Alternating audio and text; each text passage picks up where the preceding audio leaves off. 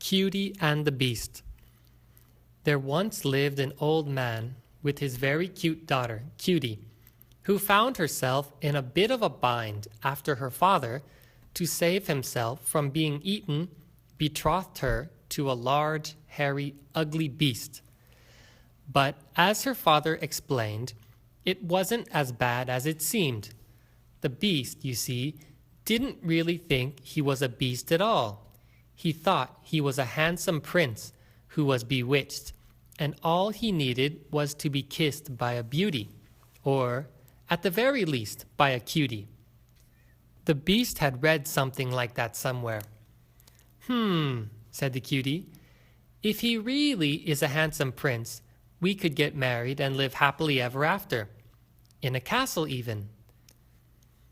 In any case, the girl agreed and soon found herself in the forest, where the beast had been anxiously waiting.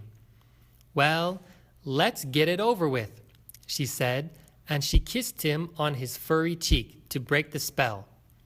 Strange, said the beast. I didn't hear bells or whistles or see fireworks or anything. How do I look? Horrible, said the girl. Nothing happened. Maybe, reasoned the girl, you've got a different kind of spell, like amnesia or something. Perhaps a swift blow on your head. Willing to try anything, the beast agreed, and Cutie, with a large, knotty oak branch in hand, got a good wind-up, and wham! This time there was a change. The beast was still a beast. Only he now had a beastly headache. Cutie decided if he was ever going to change back into a prince, he needed some professional help. Knowing that it is witches that cast these spells, she rushed the beast to the local witch.